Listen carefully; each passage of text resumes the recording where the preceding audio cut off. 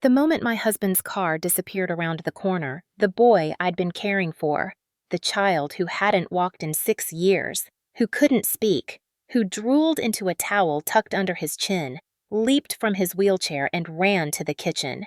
His hands moved with practiced precision as he twisted the gas valve shut, cutting off the hiss of poison that had been filling our locked house for the past hour.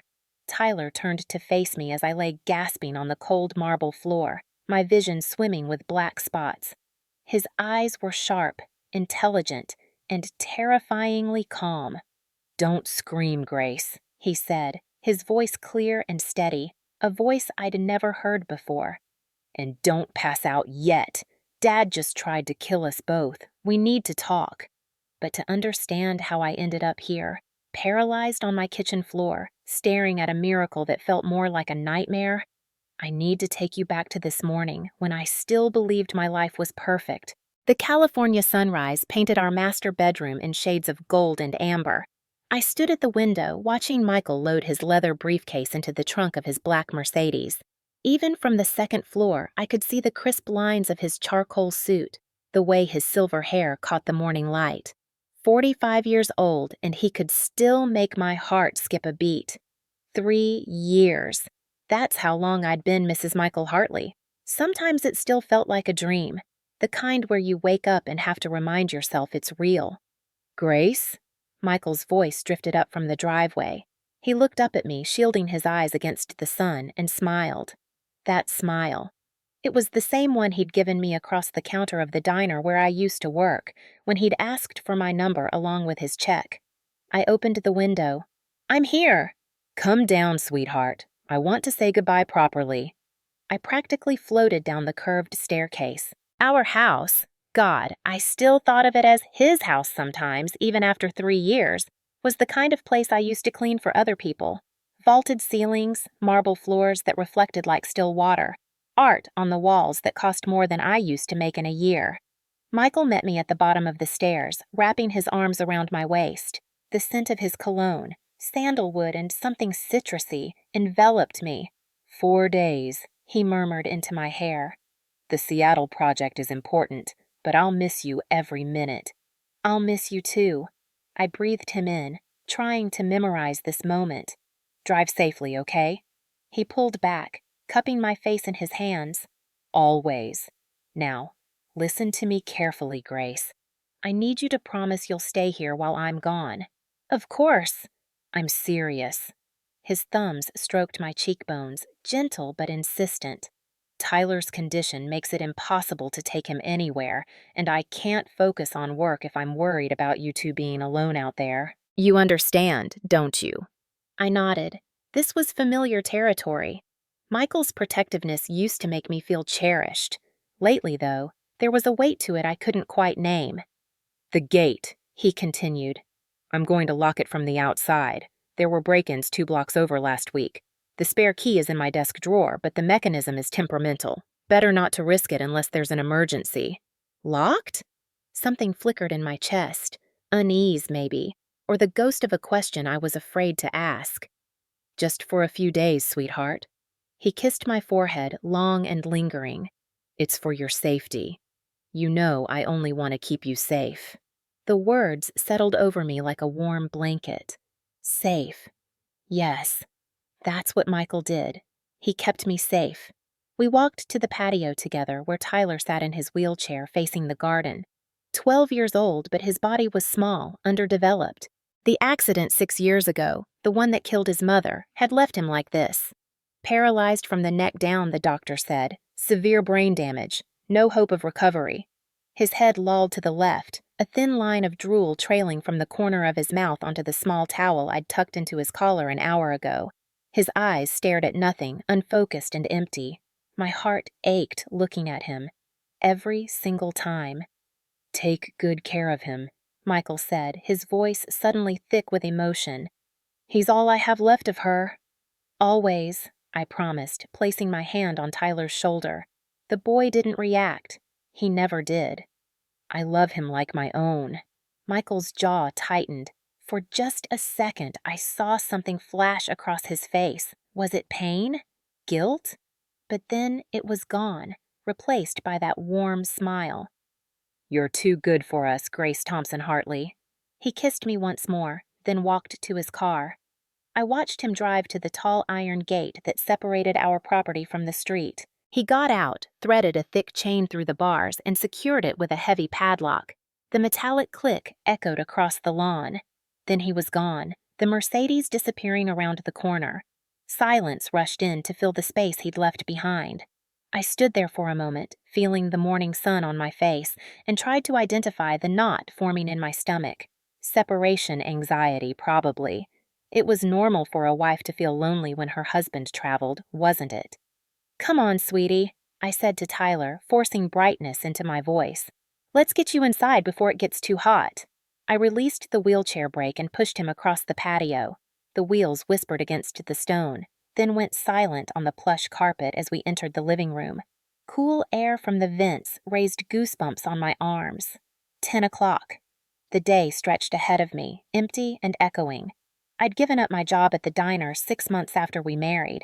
Michael had insisted he made more than enough for both of us, and didn't I want to focus on making our house a home? My friends from before had drifted away too, one by one. Michael never said I couldn't see them, exactly. He just always had a reason why I shouldn't. "Sarah drinks too much, sweetheart. I worry about you being around that." That book club sounds lovely, but isn't Tuesday Tyler's physical therapy day? You know how he needs his routine. Another dinner invitation? "Honey, we just went out last month. Don't you think the neighbors will find it odd if you're always trying to socialize? They might think things aren't good at home." So I'd stopped trying, and now, 3 years in, my entire world had contracted to this house, this man, this boy. I parked Tyler by the window and went to prepare his breakfast. Pureed oatmeal with mashed banana, the only thing he could safely swallow. I'd gotten good at the routine. Feed him slowly, wipe his chin, check his diaper, reposition him in the chair so he wouldn't get pressure sores. Michael had refused to hire a nurse. "I don't want strangers seeing my son like this," he'd said. "It's not dignified. Besides, you're so good with him, Grace, so patient. It's one of the things I love most about you." As I spooned oatmeal into Tyler's slack mouth, I studied his face. Sometimes, just sometimes, I thought I saw something flicker behind those vacant eyes. A spark of awareness, maybe, a person trapped inside. But the doctors had been clear. Severe brain damage. No cognitive function. Tyler was gone, even if his body remained. I'd learned not to imagine things that weren't there. Michael said I had an overactive imagination. "You're always so paranoid, Grace." He'd laugh, pulling me close. "Always thinking you left the stove on or forgot to lock a door. It's sweet, actually. Means you care, but you really need to learn to trust yourself more." After breakfast, I changed Tyler's diaper, a task that had mortified me at first, but now felt routine, and settled him back in the living room. I picked up the book we'd been reading, The Secret Garden, and opened to our bookmarked page. "Chapter 7, I read aloud. Mary noticed that the robin was following her again. My voice filled the silent house. I liked to think Tyler could hear me, somewhere deep inside, that these moments mattered. The clock on the mantel ticked steadily, 10:47 a.m. That's when I first noticed the smell. It was faint at first, so faint I almost missed it, like rotten eggs mixed with the lavender air freshener I'd sprayed earlier.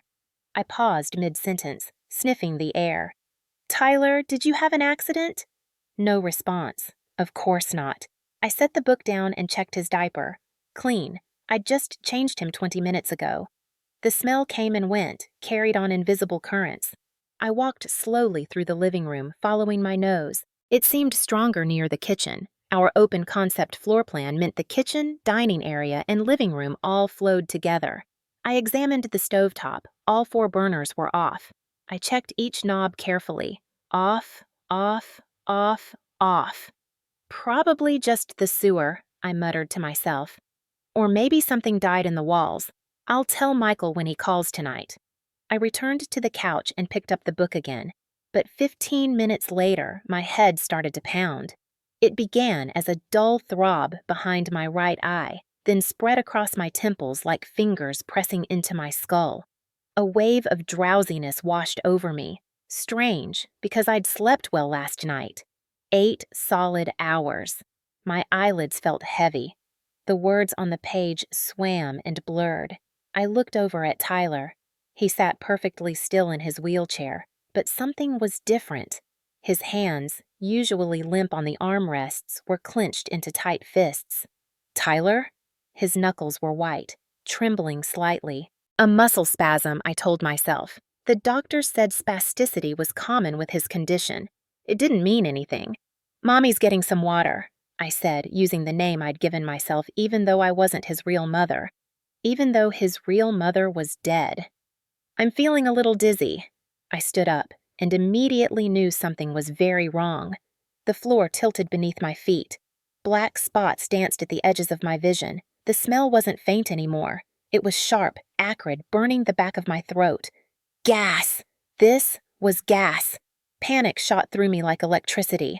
I staggered toward the kitchen, my legs weak, my heart hammering so hard I could feel it in my throat. I had to check the gas line, had to turn it off before what? Before we died? Before the house exploded? My hands shook as I yanked open the cabinet under the sink. The moment the door swung open, I heard it, a soft, sinister hissing. The connector to the gas line hung crooked, barely attached. Gas poured out in an invisible stream, filling the house, stealing the oxygen from my lungs. "Oh, God," I choked out. I reached for the valve, desperate to shut it off, but my arms wouldn't cooperate. My whole body was shutting down. I collapsed to the kitchen floor, my cheek pressing against the cold marble. The edges of my vision went dark. My lungs burned, each breath shallower than the last. Tyler. I had to save Tyler, but I couldn't move, couldn't even turn my head. This was it, I realized with strange clarity.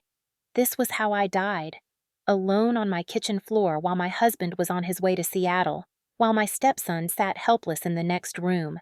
Michael would come home to find us both dead. An accident, a tragedy. Poor Michael, losing another wife.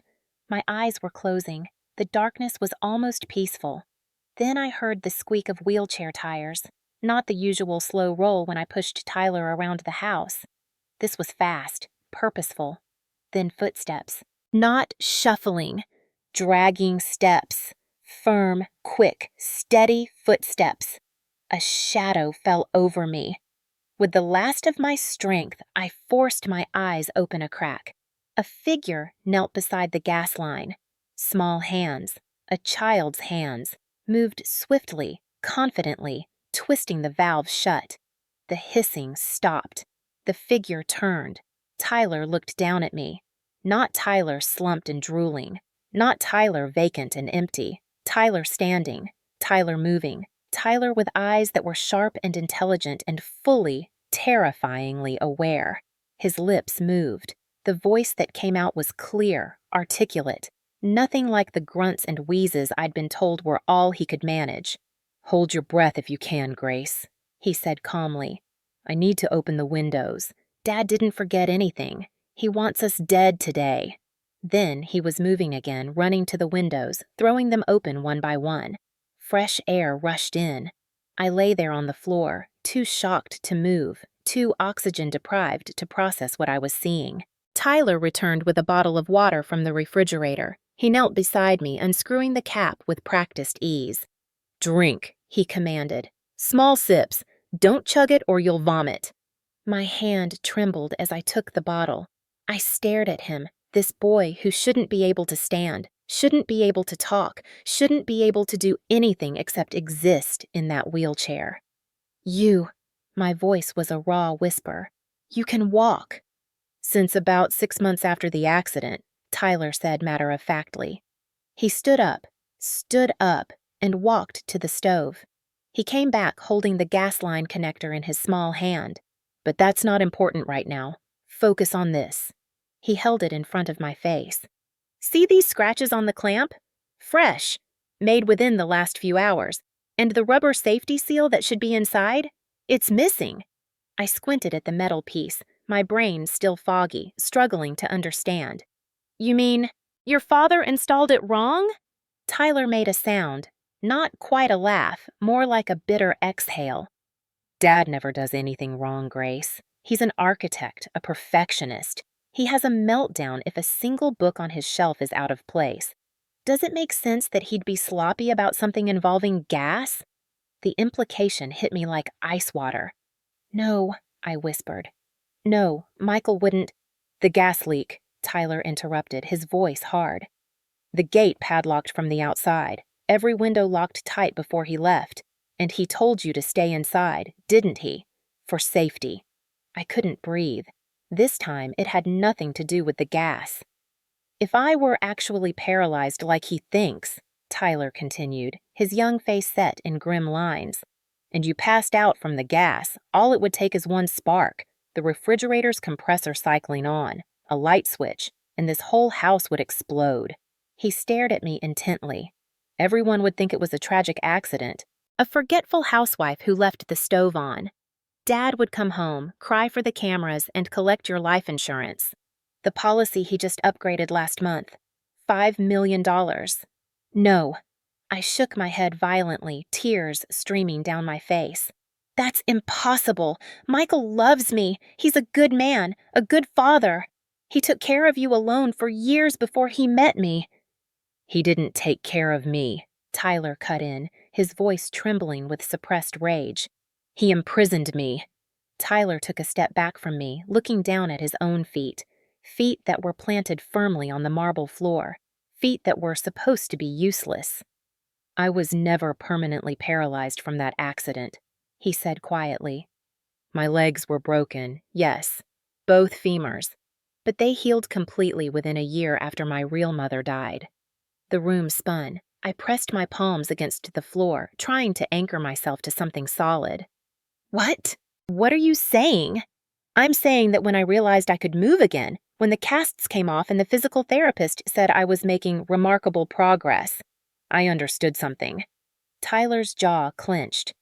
If I looked healthy, if I looked smart, I would end up just like her. Like who? My mother. His voice cracked. My real mother. Grace, she didn't die in a car accident. She was murdered. The word hung in the air between us like smoke. I tried to speak, but nothing came out. My throat had closed completely. Tyler walked to the window, walked with steady, normal steps, and stared out at the garden. I was 6. We were going to visit my grandmother. Mom was driving. I was in the back seat with my coloring book. He paused. When he spoke again, his voice was distant, reciting facts he'd memorized. Before we left, I saw Dad working under the car. He had tools. He was doing something to the brake line. I didn't think anything of it. I was 6. Dad fixed things all the time. My chest tightened. We got about 10 miles from the house. Mom started going faster. We were on the highway. She pressed the brake pedal to slow down for our exit. Tyler's hands clenched into fists at his sides. Nothing happened. She pressed harder. Still nothing. She started screaming. The brakes aren't working. The brakes aren't working. Oh, God. She tried the emergency brake, tried to downshift, tried everything, but we were going 70 miles an hour and there was a curve ahead. His voice was mechanical now, emotionless. The only way he could get through this. The car went off the road. We hit a tree. The impact was on the driver's side. I covered my mouth with both hands. Mom died on impact. I survived because I was in the back, but both my legs were crushed. I was in the hospital for 3 months. Tyler turned back to face me. The police investigated. They found the brake line had failed. Old car, they said. Mechanical failure. Dad cried at the funeral. Everyone said what a tragedy it was. What bad luck. Tyler, But I knew, he said fiercely. I was 6, but I knew what I'd seen. Dad under that car with his tools. Dad who never forgot anything, who checked and double-checked everything. And I knew if I said anything, if I told anyone, he trailed off. No one would believe a traumatized 6-year-old. I finished softly. Exactly. And even if they did investigate, Dad's smart. He probably wore gloves, probably used tools that couldn't be traced. There'd be no evidence. Tyler's eyes met mine. So I decided the only way to survive was to become invisible, harmless, a disabled child who couldn't possibly threaten anyone. I thought about all the months I'd spent caring for this boy, feeding him, bathing him, changing his diapers, reading to him while he stared at nothing. You've been faking it for 6 years? Not faking, Tyler corrected. Surviving. Do you know how hard it is to lie perfectly still for hours, to drool on command, to never, ever react to anything no matter what? His voice rose slightly.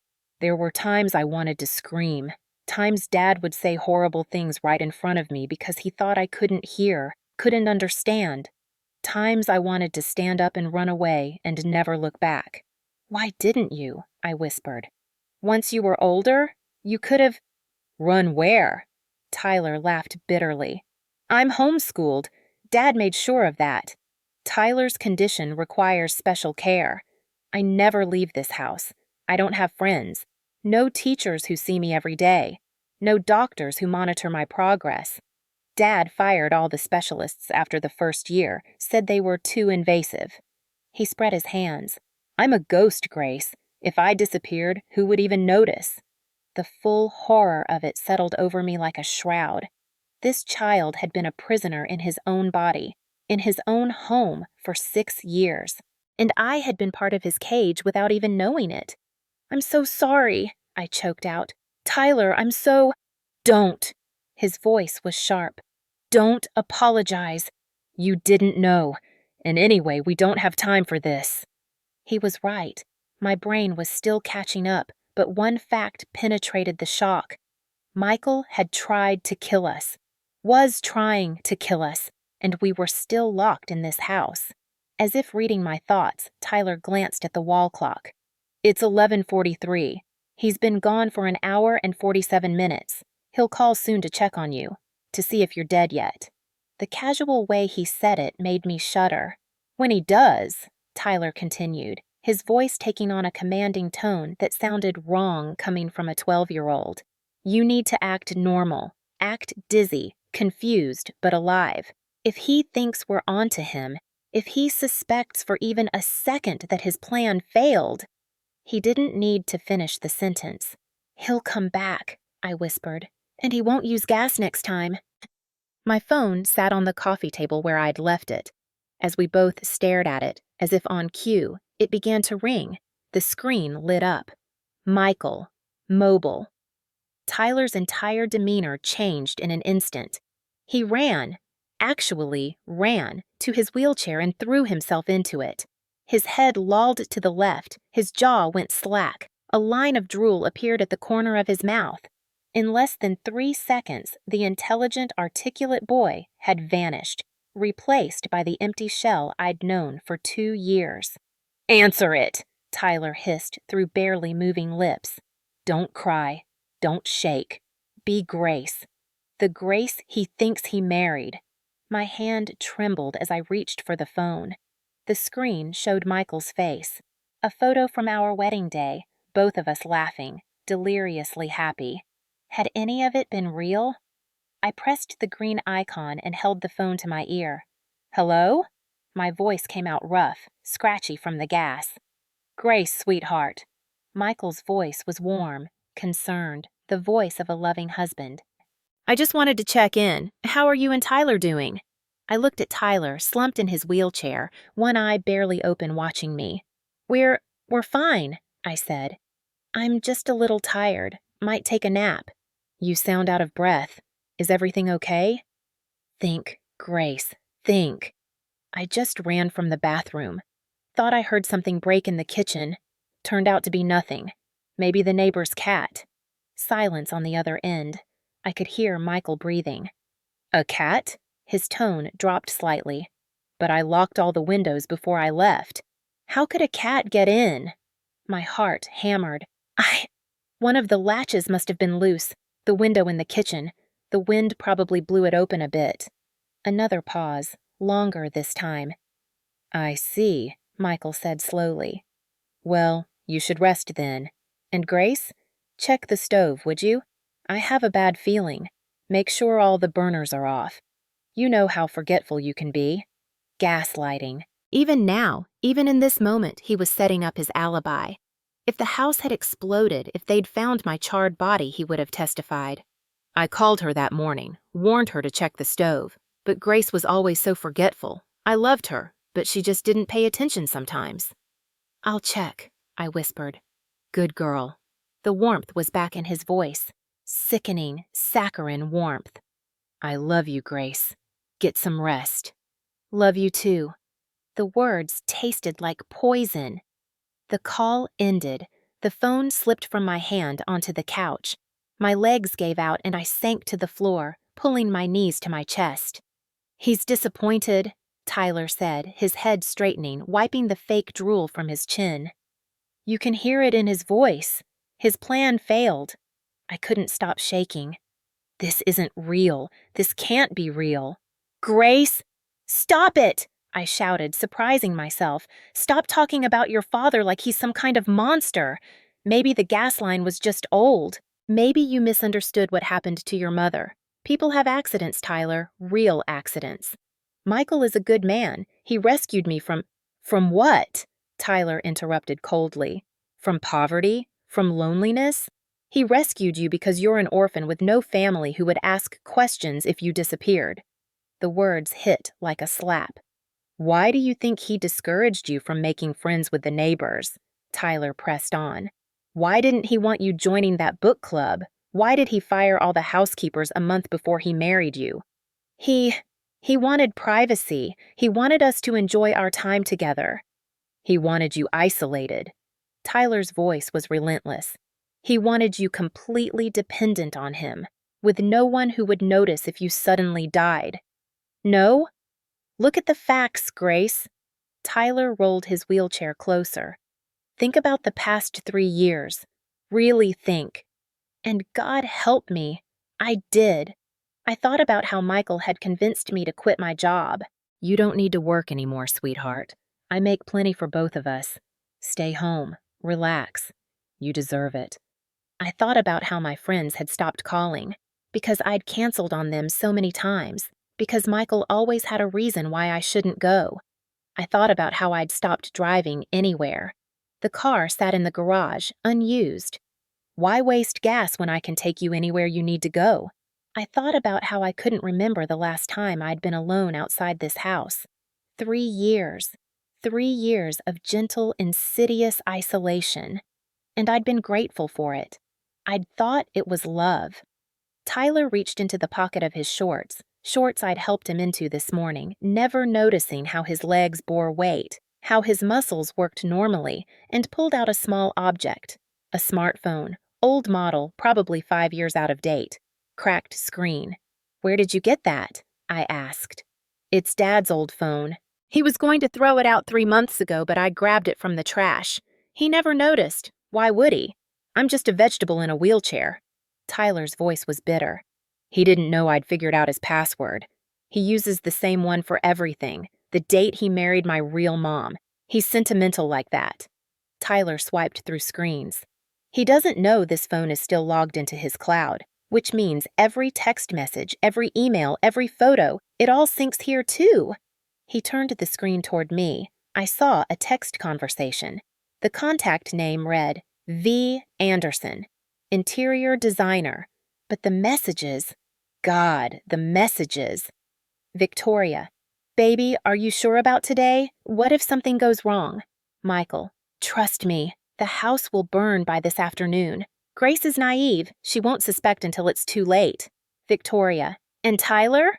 Michael, collateral damage. The idiot can't even tell anyone anyway. Victoria, I still feel bad about the kid. Michael, don't. He's been dead inside since the accident. This is mercy. Besides, we'll have our own baby soon, a healthy one. Victoria, I love you. I can't wait to start our life together.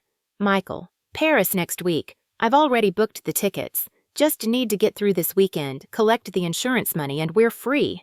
Below the texts was a photo, a pregnancy test, 2 pink lines. Victoria, surprise! Baby Hartley coming this December. Our little secret for now? The phone fell from my nerveless fingers. Her name is Victoria Anderson. Tyler said quietly. She's 32, been seeing Dad for about 8 months. She doesn't know about the first murder. She thinks Mom really died in an accident. But she knows about this one. She's in on it.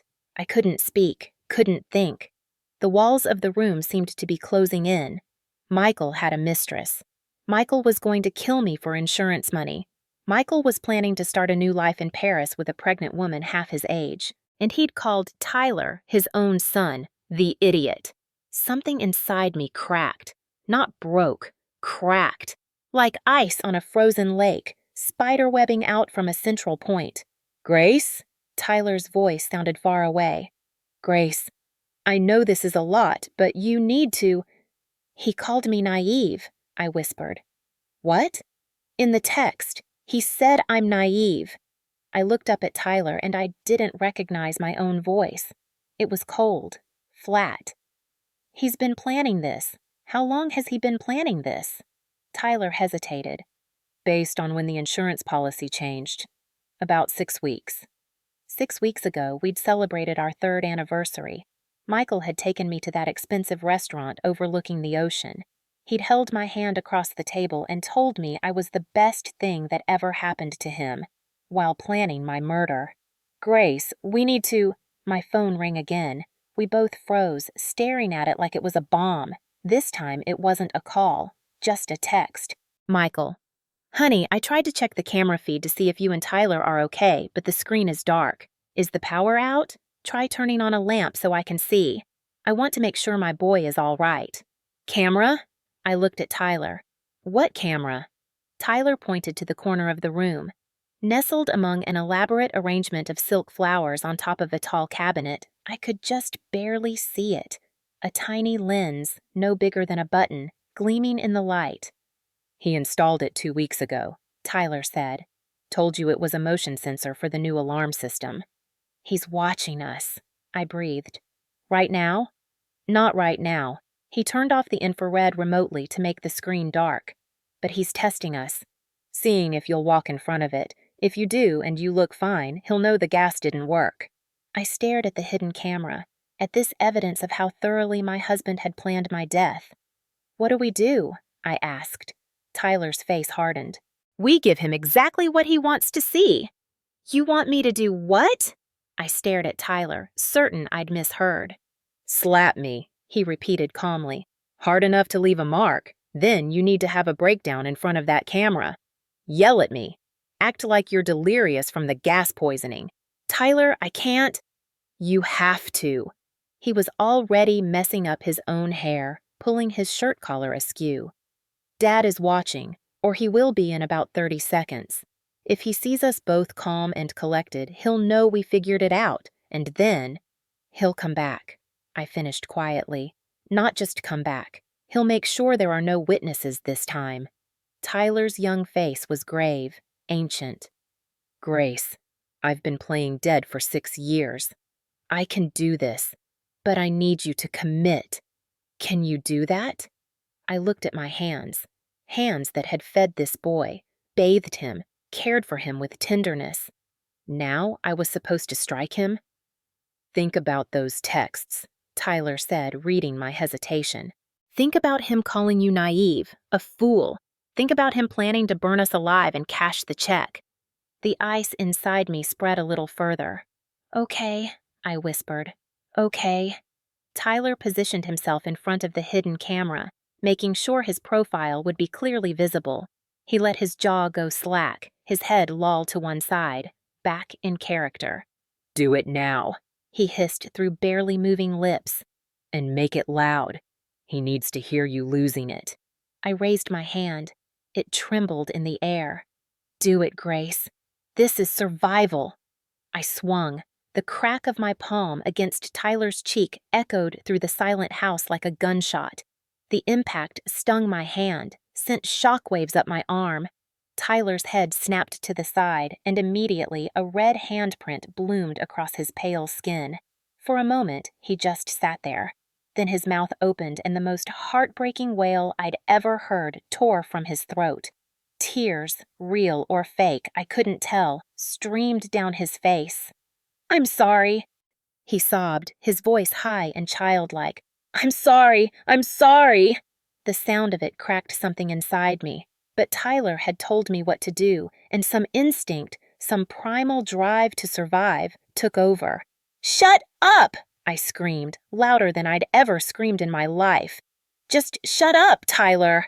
I staggered in front of the silk flower arrangement, making sure the camera caught every moment. I clutched my head with both hands, using the real lingering dizziness from the gas. My head is killing me. This smell. I can't breathe. This is your fault. Everything is your fault. I was crying now, too. Real tears, hot and bitter. Tears for the life I thought I had. Tears for the fool I'd been. I threw myself onto the couch, writhing dramatically. Michael! Michael! Help me! Something's wrong! My head! Oh God, my head is going to explode! I let my voice break into incoherent sobs. Tyler continued his performance, whimpering in the wheelchair, his small body shaking. Seconds ticked by. 10, 20, 30. My phone buzzed. I grabbed it with shaking hands, my heart hammering so hard I thought it might burst. Michael. Sweetheart, what's wrong? I can see you on the camera. You're screaming. Are you sick? I read the message once, twice, forcing my brain to work through the fog of adrenaline. Grace. Head hurts so bad, feel dizzy, everything's spinning. Michael. Oh, honey, it sounds like you might have a migraine. Or maybe you're having an allergic reaction to something. Always the excuses. Always the gaslighting. Grace. Don't know, just want to sleep. Michael. Yes, sleep is good. Just rest on the couch, okay? Don't try to do anything. Don't go anywhere. And Grace? Don't be too hard on Tyler. I know he can't help it, but you're scaring him. Grace. Okay. Sorry. Love you. Michael. Love you too, sweetheart. Sweet dreams. Sweet dreams. Like he was tucking me in for the night, not waiting for me to die. I set the phone down carefully and looked at Tyler. He'd gone quiet, but kept his head down, still playing the traumatized, disabled child. After a moment, he gestured with his eyes toward the hallway that led to the back of the house, out of the camera's view. We moved slowly, carefully. I pretended to stagger, still clutching my head. Tyler let me push his wheelchair, both of us maintaining the act until we were safely around the corner in the small corridor that led to the unused maids' quarters. The moment we were out of sight, Tyler hopped out of the wheelchair. We ducked into the tiny bathroom, barely 6 feet square, smelling of must and old soap. Tyler slid the bolt lock. We were safe, for now. I slid down the wall until I was sitting on the grimy tile floor. All the adrenaline drained out of me at once, leaving me hollow and shaking. I'm sorry, I whispered, looking at the red mark on Tyler's cheek. God, Tyler, I'm so sorry I hit you. Don't be. He touched the mark experimentally, wincing. It worked. He bought it. He bought... How can you be so calm about all this? Tyler sat down beside me, his back against the bathtub. For the first time since this nightmare began, he looked his age. Just a 12-year-old boy, scared and trying to be brave. I've had 6 years to prepare for this, he said quietly. I always knew it would come eventually. Dad doesn't leave loose ends. What do you mean? I mean I was living on borrowed time. The only reason he kept me alive this long was because getting rid of a disabled child is complicated. It raises questions. But recently, Tyler's jaw clenched.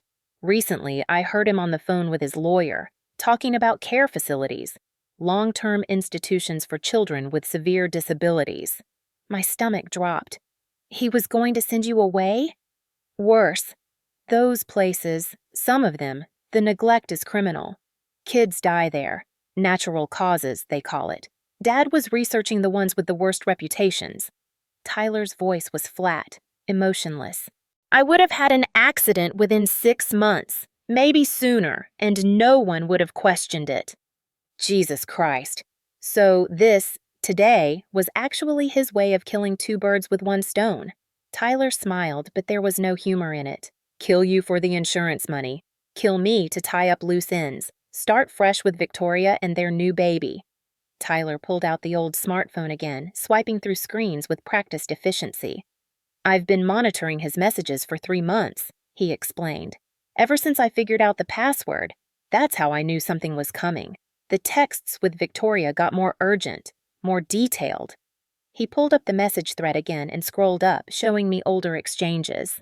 Michael, I can't keep living this lie. I need to be with you. Victoria, I know, baby, but we have to be smart. If you just divorce her, you'll lose half of everything. Michael, more than half. The prenup isn't as tight as I thought. My lawyer says she could take me for 60%, maybe 70% in this state. Victoria, so what do we do? Michael, there are other options. Options where I keep everything and start clean. Victoria, Michael, what are you saying? Michael, I'm saying accidents happen every day. House fires, gas leaks. Tragic, but these things happen.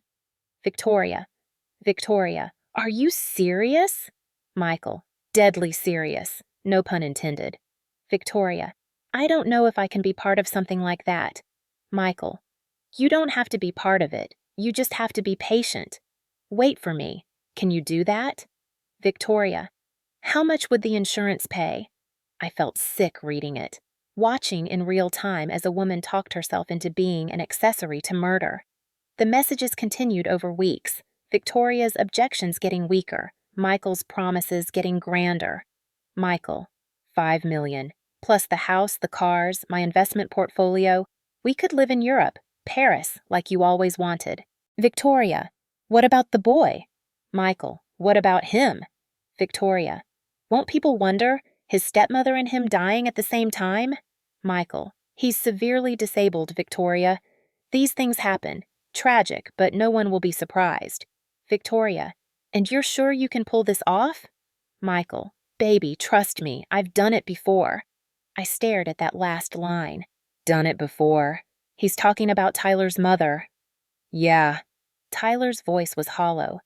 He basically confessed to her, and she still went along with it. The next few messages showed Victoria warming to the plan, getting excited even, talking about baby names and nursery colors and which arrondissement in Paris they should live in. Then, a week ago, Victoria, I have news. Big news. Victoria, image, pregnancy test with 2 pink lines. Victoria, surprise. Michael, are you serious? We're having a baby? Victoria, due in December. I'm about 8 weeks along. Michael, this is perfect. This is a sign. We're meant to be together. Victoria, so we're really doing this week? Michael, this week. I'll handle everything. You just pack for Paris. Victoria, I love you so much. Michael, love you too. Soon we'll have everything we deserve. I read that last message 3 times. Everything we deserve, like I was just an obstacle, a problem to be solved, not a person, not someone's wife, not someone who had loved him with everything I had. Grace? Tyler's voice pulled me back to the present. You okay? No, I said honestly. No, I'm really not okay. But even as I said it, I felt something shifting inside me. The hurt, the betrayal, the shock, all of it was hardening into something else. Something colder, sharper, anger. Pure, white-hot, clarifying anger. I looked at Tyler, really looked at him. This 12-year-old boy who'd survived 6 years in a prison of his own making, who'd endured his father's casual cruelty because it was the only way to stay alive, who'd saved my life today even though I'd been nothing but another jailer, however kind. Tyler, I said slowly, can this phone record video? Yeah?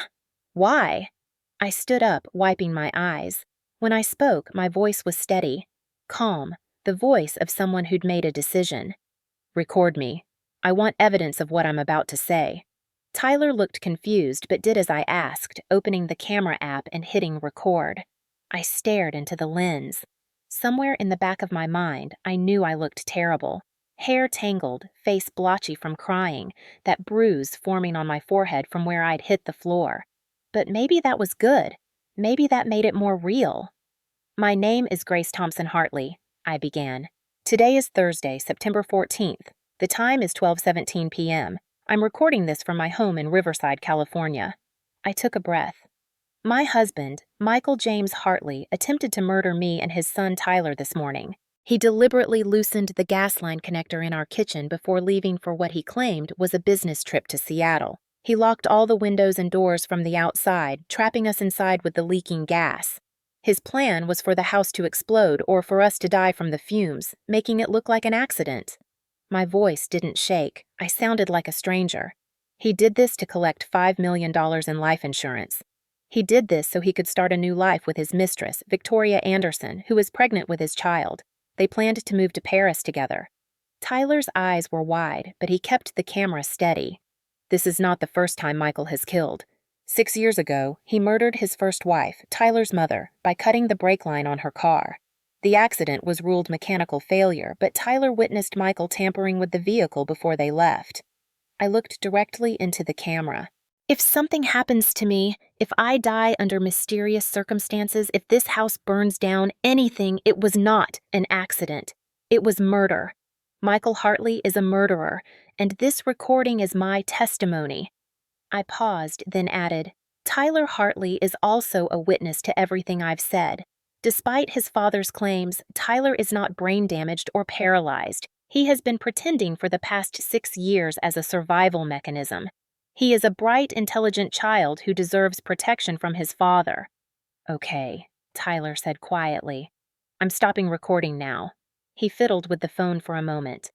I'm uploading this to a cloud service Dad doesn't know about, and I'm setting it up with an app I downloaded a while back. It's called a Dead Man's Switch. What does it do? Basically, if we don't cancel the timer every 6 hours, the video automatically gets sent to a list of people, FBI, local police, news stations, everyone. Tyler showed me the interface. A countdown clock, 5:59:47. Beneath it, a list of email addresses he'd carefully compiled. If we're alive and safe, we just reset the timer. But if something happens to us, the truth comes out, I finished. Exactly. It was a good plan, a smart plan, the kind of plan a child shouldn't have to make. I put my hand on Tyler's shoulder. You're pretty amazing, you know that? He shrugged, but I saw a flash of something in his eyes. Pride, maybe. Or just relief that someone finally saw him. So, what now? I asked. Tyler pulled up another app on the phone. Now I check where Dad really is. What do you mean? Dad has location sharing turned on for his phone. He did it a year ago when you were worried about him driving late at night, remember? He said it would make you feel better to be able to see where he was. I did remember. I'd thought it was sweet. He never turned it off, Tyler continued, because why would he? You barely know how to use your phone. You'd never think to check. He opened the app. A map appeared showing a blue dot labeled Michael. My heart stopped. The blue dot wasn't on the highway heading north to Seattle. It was on a local road, and it was moving, fast, coming back toward our neighborhood. No, I whispered. No, that can't be right. Tyler's face had gone pale. He's not going to Seattle. We watched in horror as the blue dot took an exit, made a turn, headed down a road we both recognized. He's coming back, Tyler said, his voice tight with fear. Grace, he figured it out. Something we did, something in the call or the texts or the way you looked on camera. He knows his plan didn't work. The blue dot was getting closer. How long? I asked. Tyler did rapid mental calculations. If he keeps this speed, maybe 35, 40 minutes. 40 minutes until my husband came home to finish what he'd started. We have to run, I said, already moving toward the door. We'll climb the fence in the back, get to the neighbors. Grace, stop. Tyler grabbed my arm. The fence is 10 feet high with barbed wire at the top. You'll never make it over, and the front gate is chained shut. We're trapped. Then we call the police. Right now. We tell them what? Tyler interrupted. That we smell gas but we already fixed it? That we think my dad might want to hurt us based on text messages that could be argued as taken out of context? That a severely disabled child is actually faking it? But the video won't reach anyone for 6 hours unless we manually send it. And if we do that now, if we play our hand, Dad will just claim we're lying.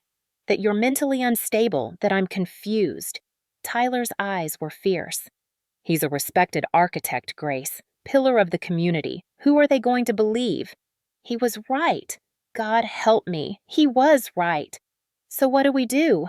My voice came out small, frightened. Tyler's jaw set in a hard line. We don't run. We stay, and we fight. Fight?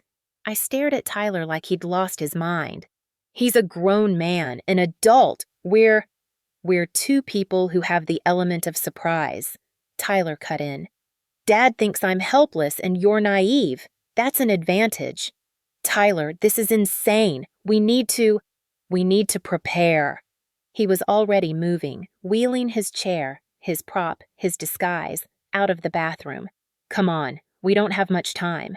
I followed him in a daze as he navigated through the house, careful to stay out of sight of that hidden camera. He led me to the media console under the TV in the living room. Help me move this. What? Why? Just do it. Quickly. Together, we pushed the heavy wooden cabinet away from the wall. Behind it, low to the ground, was a ventilation grate. Tyler pried at it with his fingernails until it came loose. Inside the dusty space was a tackle box. Old, battered, covered in fishing stickers. Is that your dad's? I recognized it vaguely. He thought he lost it 2 years ago. Really, I hid it. Tyler pulled the box out and opened it. Inside was not fishing equipment. There was a small hammer, a box cutter, its blade rusty but still sharp, a plastic spray bottle filled with dark red liquid, and, is that a taser? I breathed. Dad kept it in his car, for protection, he said. He got drunk one night about 8 months ago and left his keys on the counter. I took it while he was passed out. Tyler pulled out the taser, checking it. I've been charging it once a month in the outlet behind my bed. He never noticed. He pressed the trigger. A sharp bzzz of blue electricity crackled between the prongs. Battery's full, Tyler said with grim satisfaction. I stared at this arsenal a 12-year-old had assembled in secret. How long have you been planning for this? Since I was 8 and I heard Dad on the phone with someone, laughing about how easy it was to kill Mom. Tyler's voice was matter of fact. I knew eventually he'd try something with me. I didn't know about you until he married you, but... He shrugged. I adapted. He handed me the taser. The device was cold and heavy in my palm. When Dad comes in, he won't expect resistance, Tyler said. He definitely won't expect you to fight back. That's your advantage. I've never used one of these. I don't know if I can... You can. Tyler's eyes met mine. Because it's this or die. Those are the only 2 options he's giving us. The blue dot on the phone was getting closer. 20 minutes away now. We can't fight him in the living room, Tyler continued. The camera's there. He'll check the feed from his car before he comes inside. So, where? Tyler thought for a moment. The pantry, under the stairs. It's a blind spot from the camera angle, and it's cramped. That'll limit his reach advantage. But how do we get him to go there? Tyler's expression turned calculating. We make him think we're hiding. We tip over my wheelchair right in front of the pantry door. Make it look like you dragged me in there when you heard him coming. It was smart. Terrifyingly smart. Tyler, even if this works, even if I manage to tase him, then what? He's still stronger than both of us. He could... We go for the taser first. Disable him. Then we call 911. Tyler was already moving toward the stairs. But we need to set it up now. Move. We worked quickly. Tyler showed me where to position the wheelchair, tipped on its side, one wheel still spinning slowly. It looked violent, desperate. Perfect, Tyler said. Now we hide inside. The pantry was a narrow closet under the staircase, barely 4 feet deep. Shelves lined with canned goods and dry pasta blocked most of the light. Tyler and I squeezed behind the partial wall that separated the pantry from the kitchen, pressing ourselves into the shadows. From here, we had a narrow view of the overturned wheelchair and the front hallway beyond. Tyler checked his phone. 15 minutes. We sat in silence, waiting. My hands wouldn't stop shaking. I gripped the taser tighter, my finger resting near the trigger. Grace, Tyler whispered. Yeah? Thank you. For what? For believing me. For not thinking I was crazy. He was quiet for a moment. Most people wouldn't have listened. They would have thought the gas made you hallucinate, or that I was some kind of, I don't know, manipulative kid making things up. Tyler, you saved my life. I'm the one who should be thanking you. You've been kind to me. These past 2 years. You didn't have to be. You could have treated me like a burden, but you read to me. You talked to me like I was a person, even when you thought I couldn't understand. His voice cracked slightly. That mattered. It helped. Tears stung my eyes. I'm so sorry you've been alone for so long. I'm not alone now. I reached out in the darkness and found his hand. Small, cold, trembling slightly. I squeezed it. No, I agreed. You're not alone now. 10 minutes. 5.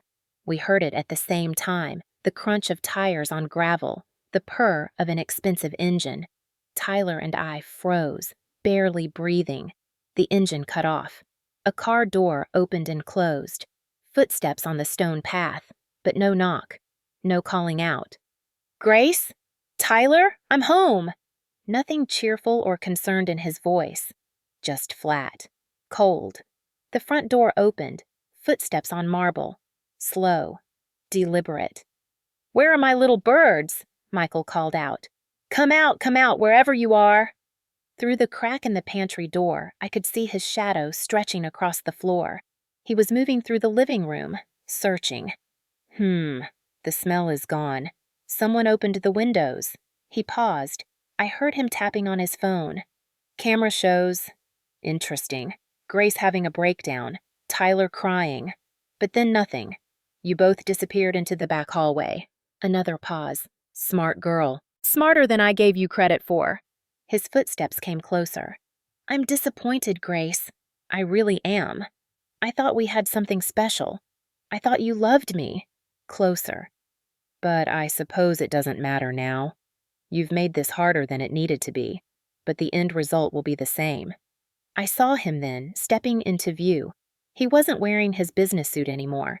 He'd changed into jeans and a dark jacket, and in his right hand, a tire iron, long, heavy, steel.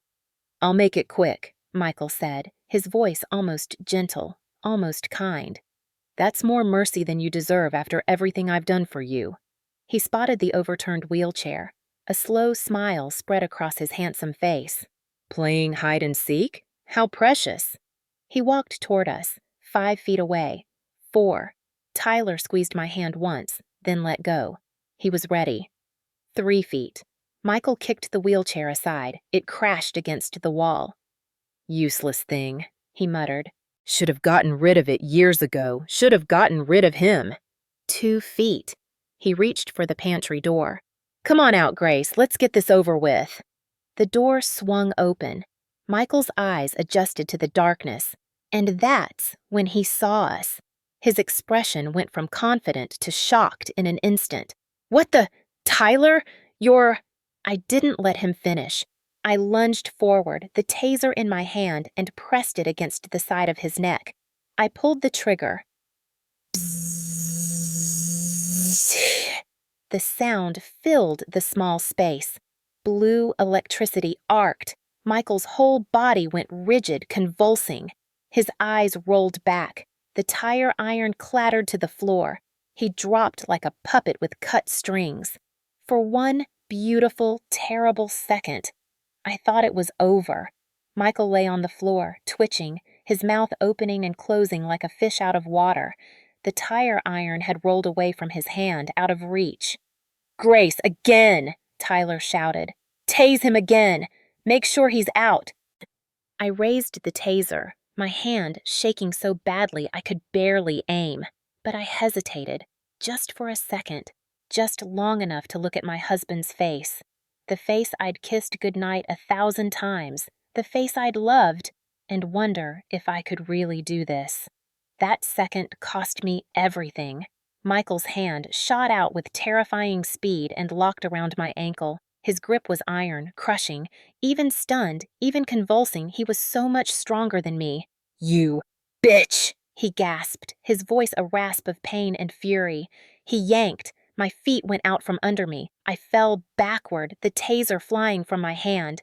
My head cracked against the doorframe and stars exploded across my vision. "Run, Tyler!" I screamed. "Run!" But Tyler didn't run. The 12-year-old grabbed the spray bottle from the tackle box, the one filled with that dark red liquid, and aimed it directly at Michael's face. "Let her go!" Tyler shouted. He pumped the trigger. A stream of liquid hit Michael square in the eyes. The effect was instantaneous. Michael released my ankle and clawed at his face, roaring in agony. "My eyes! What the fuck? My eyes!" "That's concentrated capsaicin," Tyler said coldly. "Homemade pepper spray, ghost pepper extract. It's going to burn for a while." Michael rolled on the floor, hands pressed to his face, still screaming. Tyler grabbed my arm. "Move! Now!" We ran. My head throbbed where I'd hit it, and my vision swam, but adrenaline pushed me forward. We sprinted through the kitchen into the main hallway, toward the stairs. Behind us, Michael's screams turned into something worse. Words. Coherent, furious words. "I'll kill you both! I'll fucking kill you! You can't hide from me! This is my house!" We heard him stumbling to his feet, crashing into furniture as he staggered after us, half blind but driven by rage. Tyler and I hit the staircase at full speed. My legs burned. Tyler was faster than me. 6 years of secret exercise had kept him in better shape than I'd realized, but he stayed beside me, pulling me along. We reached the second floor, and I turned toward the guest room, but Tyler yanked me the other direction. "Master bedroom! It has the strongest door!" We burst into the bedroom I'd shared with Michael for 3 years. Tyler slammed the door and threw both locks. I grabbed the heavy vanity table, and together we dragged it in front of the door. "Windows," Tyler gasped. "Check the windows." I ran to the nearest window and my heart sank. Iron bars. Security bars that Michael had installed for our protection 2 years ago. "They're all barred," I said. "We're trapped." Tyler's face went pale. "Fuck!" "Tyler, I know, I shouldn't curse. But Grace, we're screwed." He looked at the door we'd just barricaded. "That'll hold him for maybe 5 minutes if he really wants in." From downstairs came the sound of running water. Michael was washing out his eyes. Then his voice, calmer now but infinitely more terrifying. "Grace, Tyler, I know you're upstairs. There's nowhere to go." Footsteps on the stairs. Slow. Methodical. "Tyler was right about one thing," Michael called out, his voice getting closer. "I did kill his mother, and you know what? It was easier than I thought." Watching the car go off the road, watching the paramedics pull her body out, playing the grieving widower at the funeral. He was at the top of the stairs now. I almost felt bad about it. Almost. But then I realized something. I felt free. No more nagging. No more complaints. Just me and my money and my life. His footsteps stopped outside our door. "I thought you'd be different, Grace. Younger, prettier, more grateful. And you were, for a while. But then you started asking questions. Why can't I get a job? Why can't I see my friends? You were becoming a problem." The door handle rattled. "Plus, Victoria is pregnant. Did you know that? I'm going to be a father again. A real father this time, to a real child. Not this broken thing I got stuck with." I heard Tyler's sharp intake of breath, saw his jaw clench. "So you see," Michael continued conversationally, "this was always going to happen. You were always going to die. I just moved up the timeline a bit." Silence. Then, "I'm going to give you one chance. Open this door. Come down quietly. I promise I'll make it quick. Painless. But if you make me break down this door, if you make me work for it," his voice dropped to something dark and cold, "I'll make you watch while I kill the boy first." Tyler's hand found mine and squeezed hard. I looked around the room desperately.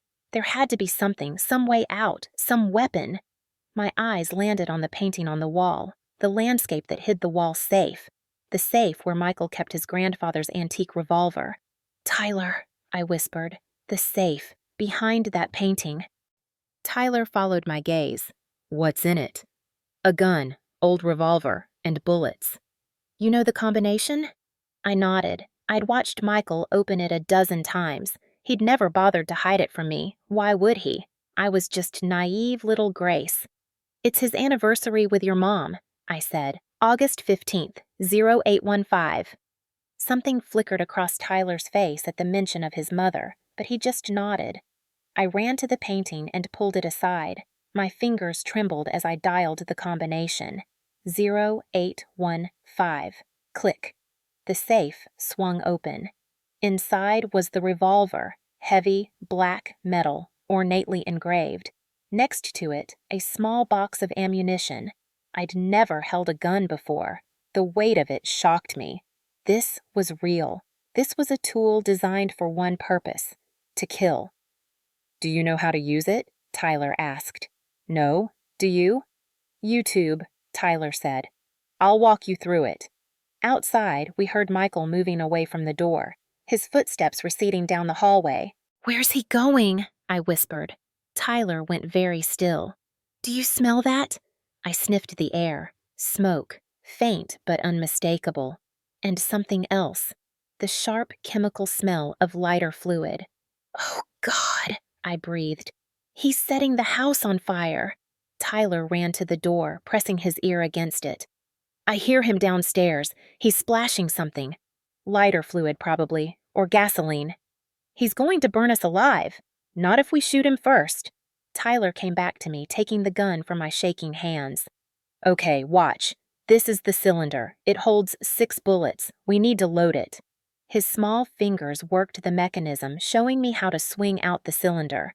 Together, we loaded all 6 rounds. Each bullet clicked into place with a finality that made my stomach turn. "Now this is the hammer," Tyler explained. "You pull it back. That's called cocking it. Then you aim and pull the trigger. But Grace, this isn't like the movies. It's going to be loud. It's going to kick back hard, and you have to really mean it. Don't aim unless you're ready to shoot." I took the gun back, feeling its terrible weight. Smoke was starting to seep under the door. Thin wisps at first, then thicker. "He's not even trying to hide it," I said. "He's really going to let us burn." "Of course he is. Fire destroys evidence. Bodies burned beyond recognition. Who's to say we weren't already dead from the gas before the fire started?" Tyler's voice was bitter. "It's brilliant, actually. Dad always did think of everything." The heat was rising. I could feel it through the floorboards. "We have to get out of here," I said. "We have to try." Tyler grabbed the heavy comforter from the bed and ran into the bathroom. I heard water running. He came back with the comforter soaked, water dripping everywhere. "We wrap this around us," he said. "Stay low. The smoke rises. Clean air is near the floor." He started to drape the wet comforter over both of us when I stopped him. "Wait. Tyler, I need you to listen to me." I grabbed his shoulders, making him look at me. "If something happens, if I can't do this, if I freeze up, you run. You get out however you can, and you run. Grace, promise me, you've survived this long. You're smart and strong, and you deserve to live. So promise me." Tyler's eyes were bright with unshed tears. "Only if you promise to pull that trigger. Don't hesitate. Don't think about who he used to be or what you thought you had. Picture his face when he called you naive. Picture him loosening that gas line. And shoot." I nodded. "Okay, okay." We shared the wet comforter, wrapping it around our heads and shoulders. Tyler took one edge, I took the other. "On 3, I said. 1, 2. The door burst open. Not from Michael breaking in. From the heat of the fire below warping the wood, weakening the frame. The vanity we'd pushed against it toppled forward as the door crashed inward. Smoke poured in like a living thing, thick and black and choking. "Go!" Tyler shouted. We plunged into the hallway. The heat was incredible. The expensive runner carpet was on fire, flames racing along its length. The wallpaper blistered and peeled. I could hear wood cracking, glass shattering. Through the smoke, I could barely see the top of the staircase, or what was left of it. Flames engulfed the bottom half, and standing in the living room below, watching the stairs burn, was Michael. His face was red and swollen from the pepper spray. Burns covered his hands. He must have gotten careless with the lighter fluid, but his eyes, even watering and damaged, locked onto us with pure hatred. In his hand was the butcher knife from our kitchen, the expensive German steel one I'd given him for his birthday. "Nowhere to run now," he called up, his voice raw from smoke. "Come down and face me, or burn up there. Your choice." I raised the revolver with both hands, trying to aim through the smoke and my own tears. "Stop!" I shouted. "I have a gun!" Michael looked at the weapon and laughed. Actually laughed. "That old thing? Grace, sweetheart, that trigger pull is at least 10 pounds. Your delicate little hands will cramp before you ever get a shot off." He took a step toward the burning staircase. "Besides, you don't have it in you. You're too soft, too kind. It's what I loved about you. It's also what makes you weak." Was he right? My hands were shaking so badly I could barely hold the gun. "Don't listen to him," Tyler hissed beside me. "He's trying to get in your head. That's what he does." Michael started up the stairs, stepping carefully around the flames. "Last chance, Grace. Put down the gun. This can still be painless." I aimed at his chest. My finger found the trigger, but I couldn't pull it. Some fundamental parts of me, the part that had loved this man, had promised before God to honor him, couldn't do it. Tyler saw my hesitation. He looked at the burning stairs, at Michael climbing higher, and then at the massive crystal chandelier hanging over the foyer, the same chandelier that had been installed when the house was built, that Michael had once told me weighed over 300 pounds. "Grace," Tyler said urgently. "The chandelier. We can drop it." "What?" "The chain. It's anchored in the ceiling. There's a maintenance closet up here. If we can break the bolt." "That's insane." "So is everything else we've done today." Tyler was already moving, staying low under the smoke. "Cover me. Just point the gun at Dad. Don't let him get closer." I aimed the revolver at Michael, who'd stopped about halfway up the stairs, watching us. "What are you two whispering about up there?" he called. Tyler found the small utility closet and wrenched it open. Inside, barely visible through the smoke, was a thick chain leading up through the ceiling. The chain that held the chandelier. It was secured to a steel anchor bolt with a large nut. Tyler grabbed a decorative brass statue from a nearby console table and started hammering at the nut. Bang! Bang! Bang! "What the hell?" Michael looked up, his eyes widening as he realized what Tyler was trying to do. "No, stop that!" He started running up the stairs, heedless of the flames licking at his pants. "Tyler, hurry!" I screamed.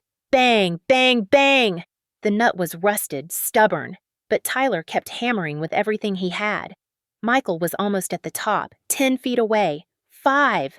I pointed the gun at him. "Stop or I'll shoot." "No, you won't," Michael snarled. He was right, but he was also wrong, because Tyler was right too. I wasn't the same Grace anymore. The fool Michael had married was gone, burned away by betrayal and terror and rage. I thought about every lie, every manipulation, every time he'd made me question my own mind. "You're right," I said quietly. The old Grace wouldn't shoot. I pulled the trigger. The gunshot was deafening in the enclosed space. The recoil nearly knocked me backward. The bullet went wide, missing Michael but punching a hole through the wall beside him. Michael froze, genuine shock on his face. "But I'm not her anymore," I said, cocking the hammer again with shaking hands. Before Michael could react, there was a sharp crack from the utility closet. The bolt had broken. Tyler dove out of the way as the chain went slack. For a second, everything was suspended, silent. The chandelier seemed to hang in midair, defying gravity. Then it fell. 300 pounds of crystal and steel plummeted straight down. Michael looked up just in time to see death descending. He tried to run, back down the stairs, away from the falling chandelier, but the flames had weakened the wood beneath his feet. The chandelier didn't hit him directly. It crashed into the base of the staircase with a sound like the end of the world. Glass exploded everywhere. The impact sent a shockwave through the entire structure, and the stairs, already burning, already weakened, couldn't take it. The section Michael was standing on collapsed, wood splintered, nails shrieked. Michael's scream cut off abruptly as he plunged into the inferno below, disappearing into a cloud of smoke and debris and flames. Then, silence. Just the roar of the fire and the crackle of burning wood. Tyler and I stood at the edge of what used to be the staircase, looking down at the gaping hole. The way down was completely gone. The chandelier's chain hung uselessly, swaying slightly. Did we? I couldn't finish the sentence. Tyler peered through the smoke. I don't know. I can't see him. We were trapped on the second floor. The fire was spreading fast, consuming everything. The heat was unbearable. The bedroom, I said, pulling Tyler back. We have to get to the bedroom. Close the door. Buy some time. Time for what? Tyler shouted over the roar of flames. Grace, we're going to die up here! He was right. The smoke was getting thicker. My lungs burned. Each breath was harder than the last. We staggered back into the master bedroom. I slammed the door, but smoke seeped in through every crack. The floor was getting hot beneath our feet. Tyler pulled out his phone with shaking hands. I'm sending the video now, manually. If we don't make it, don't say that. Grace, we need to face. Crash! The sound of shattering glass came from the back of the house, from the balcony. Then a voice, loud and authoritative. Police, if anyone's in here, make noise. For a moment, I thought I was hallucinating, smoke inhalation causing delusions, but Tyler heard it too. His head whipped toward the balcony door. Here, he screamed. We're here, master bedroom. Heavy footsteps. The bedroom door burst open, not from inside, but from someone kicking it from the balcony side. A figure in full firefighter gear appeared through the smoke, illuminated by the flames below. Behind the mask, I could just make out a face. 2 civilians, second floor master! The firefighter shouted into his radio. I've got them! He grabbed Tyler first, hoisting the small boy over his shoulder. Ma'am, can you walk? I think so. Then move. Now. This whole floor is about to collapse. He led us through the bedroom to the balcony. Cool night air hit my face and I gasped, drawing in deep breaths of clean oxygen. My head spun. The backyard was a sea of flashing lights. Fire trucks, police cars, ambulances. At least a dozen emergency vehicles filled our lawn. A ladder was propped against the balcony. The firefighter helped Tyler onto it first. Climb down, son. Nice and steady. Tyler descended quickly, his movements sure, despite his shaking hands. Your turn, ma'am. I looked back at the burning house. Our bedroom was fully engulfed now. Everything I'd thought was my life was turning to ash. My husband, I said. He was... We'll do a full search once the fire's contained. Right now, I need you to climb. Can you do that? I could. I gripped the ladder's sides and climbed down, my muscles screaming in protest. When my feet hit solid ground, my legs buckled. A paramedic caught me, guiding me toward a waiting ambulance. Tyler was already there, an oxygen mask over his face. They put one on me, too. The cool, clean air was like heaven. Grace! Tyler pulled down his mask. Look. He pointed toward the front of the house. Through the crowd of first responders, through the chaos and smoke, I saw movement. Something was crawling out of the burning front entrance. No, not something. Someone. Michael emerged from the flames like something from a nightmare. His clothes were charred, hanging in tatters. His skin was blistered and blackened. His hair was partially burned away. He dragged one leg behind him, broken or badly injured, but he was alive, and he was looking right at me. Grace! Michael's voice was a rasp, barely human. Grace, you ruined everything.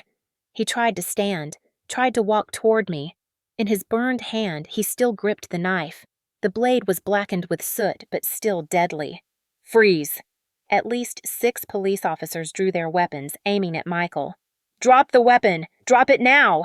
Michael didn't seem to hear them. His eyes, wild, inhuman, stayed locked on mine.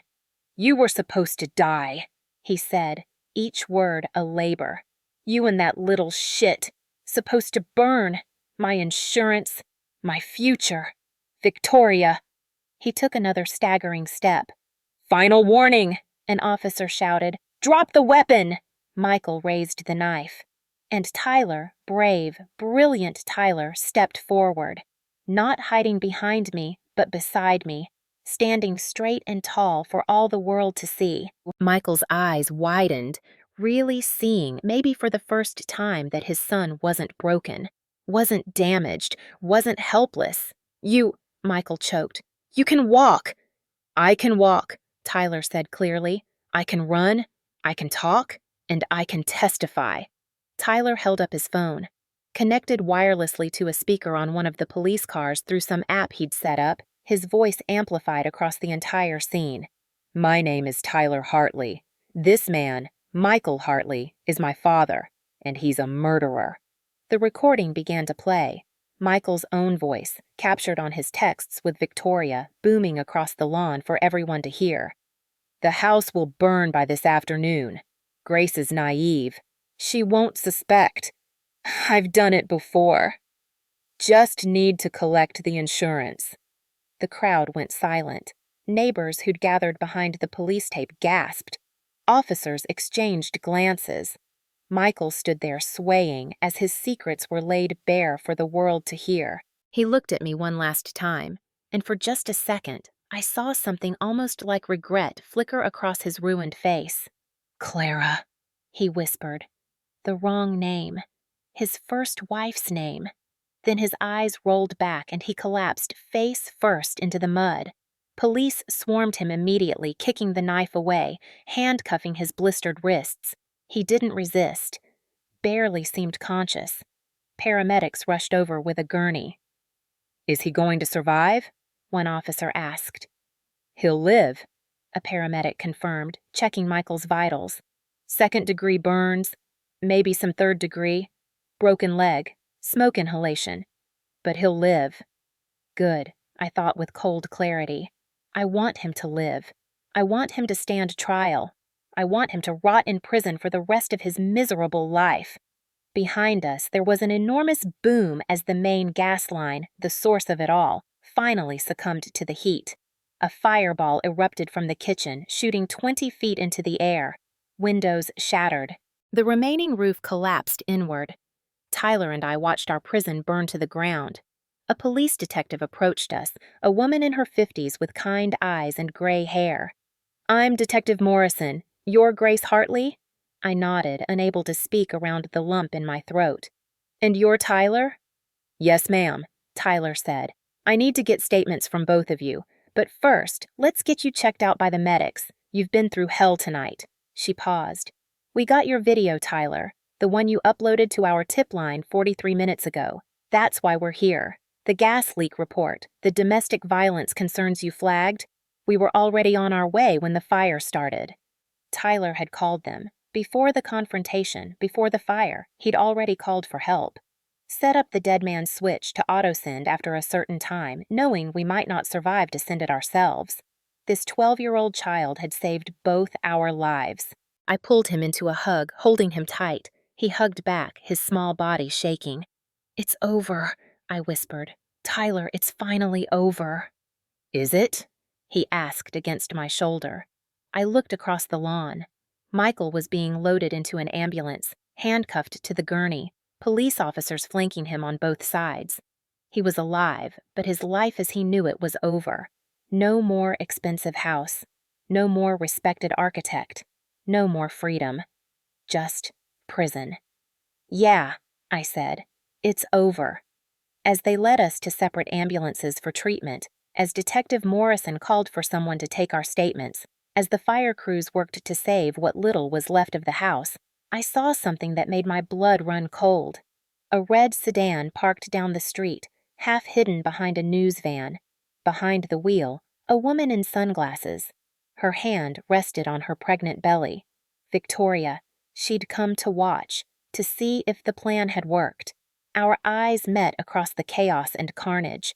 For a long moment, we just stared at each other. Then she started her car and drove away. But I had her texts, her messages, her confession in digital form. Detective Morrison noticed me watching. Ma'am, you okay? That car, I said. The red sedan. That's Victoria Anderson. She was part of this. She helped plan it. Morrison's eyes sharpened. Can you describe her? Better than that. Tyler has screenshots of all their messages, with photos. Morrison pulled out her radio. All units, be on the lookout for a red sedan, license plate. She looked at me. I recited the numbers I'd glimpsed. Amazing what fear does to your memory. Within minutes, 3 patrol cars peeled off in pursuit.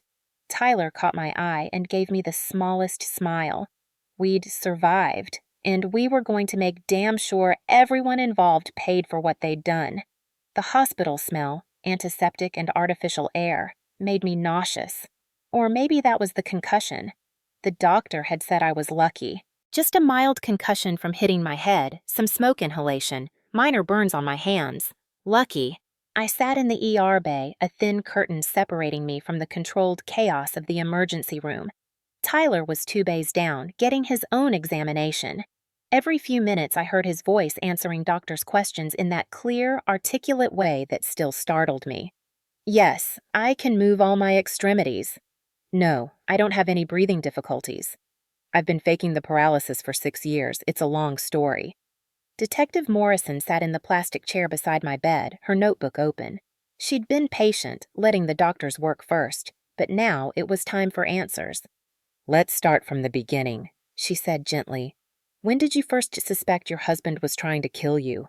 I told her everything. The gas leak, Tyler standing up, the texts with Victoria, Michael coming back, the fire.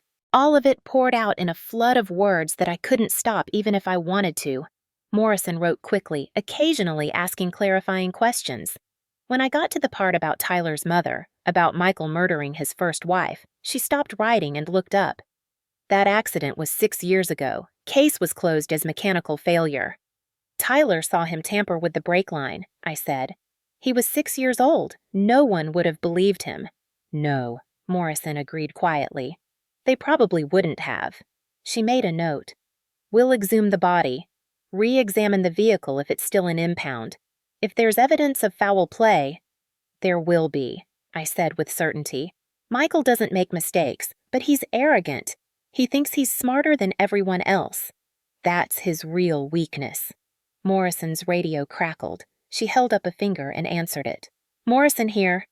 Detective, this is Unit 23. We've got the red sedan, stopped her at a checkpoint on Highway 91. Female driver matches the description. Pregnant. Identification says Victoria Louise Anderson.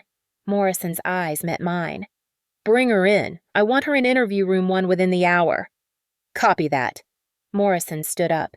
Ms. Hartley, I need to go process a suspect. An officer will stay with you and Tyler. Don't go anywhere and don't talk to anyone about the case.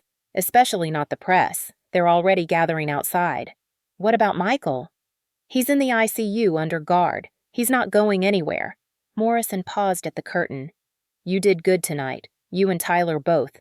A lot of people wouldn't have survived what you went through. After she left, I sat alone with my thoughts. We'd survived. We'd actually survived.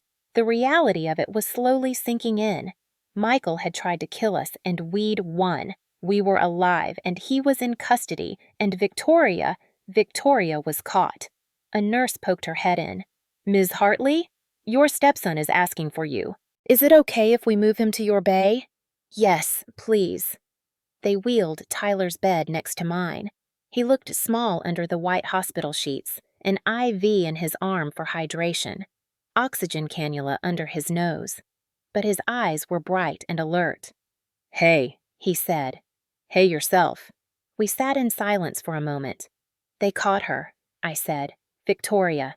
Police stopped her on the highway. Tyler nodded slowly. Good. She doesn't get to walk away from this. Tyler, what you did tonight, the dead man's switch, calling the police, setting up the recording, when did you plan all of that? I've been preparing for something like this for 2 years, he admitted. Ever since I heard Dad on the phone talking to a lawyer about life insurance policies.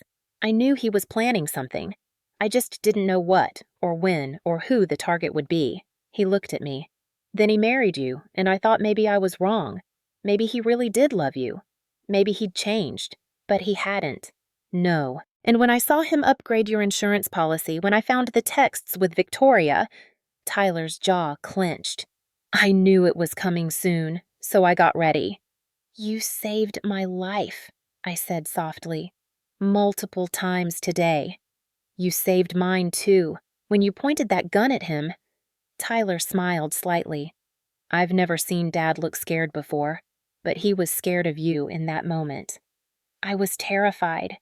Being scared and doing it anyway, that's what bravery is. He reached out and took my hand. Grace, what happens now? To us, I mean, after all this. I squeezed his hand. I don't know, but we'll figure it out together, okay?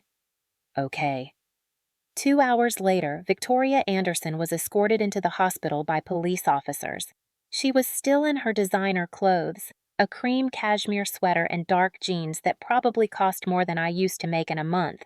Her hands were cuffed in front of her, resting on her pregnant belly. They walked her past the ER bays toward wherever they processed suspects. As she passed our curtained area, she glanced over and our eyes met.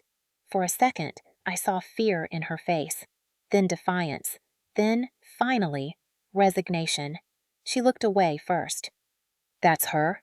Tyler asked, watching through a gap in the curtain. That's her. She looks normal. Evil usually does, I said. Detective Morrison returned 3 hours later. Dawn was breaking outside the hospital windows. I hadn't slept. Neither had Tyler. I thought you'd want to know, Morrison said. Victoria Anderson has been charged with conspiracy to commit murder, attempted murder, and insurance fraud. She's being held without bail due to flight risk. Did she confess? I asked. She tried to claim ignorance at first. Said Michael manipulated her, that she didn't know what he was really planning. Morrison's expression was grim. Then we showed her the text messages. The ones where she suggested using a candle to start the fire, where she talked about cashing the insurance check, where she called Tyler an inconvenient loose end. Tyler flinched at that. Her lawyer shut down the interview after that, Morrison continued. But we have enough. The texts alone are damning. Plus, we found 2 first-class tickets to Paris in her apartment dated for next week. We found searches on her computer about countries without extradition treaties. We found a burner phone with more messages to Michael. She's going to prison, I said. Not a question. A statement. For a long time. Yes. Morrison pulled up a chair. There's something else. We've been granted permission to exhume Michael's first wife. The medical examiner will look for evidence that the accident was staged, and we're pulling the old case files, re-interviewing witnesses. Tyler can testify, I said, about what he saw that day. We'll need him to. But Grace, I have to be honest with you. He was 6 years old at the time. A defense attorney will tear that apart. Childhood memories are unreliable. He was traumatized. He's been coached. It's going to be hard. But we have the texts, Tyler interjected, where Dad told Victoria he'd done this before. That's a confession. Morrison smiled. Smart kid. Yes, that helps tremendously. Between that and whatever forensic evidence we find on the vehicle, if we find any, we might be able to build a case. She stood to leave, then turned back. One more thing. Grace, I know this is difficult, but you're technically still married to Michael. You might want to think about getting a lawyer. For the divorce, for Tyler's custody, for protecting yourself financially. The word divorce sounded surreal. Yesterday morning, I'd been a wife. Now I was, what? A widow to a man who wasn't dead? A survivor? I will, I promised. Thank you, Detective. After Morrison left, Tyler and I sat in the quiet hospital room, listening to the sounds of the building waking up around us. Grace, Tyler said softly, when all this is over, when the trial is done and Dad is in prison, what happens to me? What do you mean? I mean legally, I'm still his son. If he goes to prison, I'll be a ward of the state. They'll put me in foster care or— No, I said firmly. Absolutely not. But you're not my legal guardian. You were just his wife, and now— Tyler, listen to me. I turned to face him fully. I know I'm not your biological mother. I know we've only known each other for 2 years.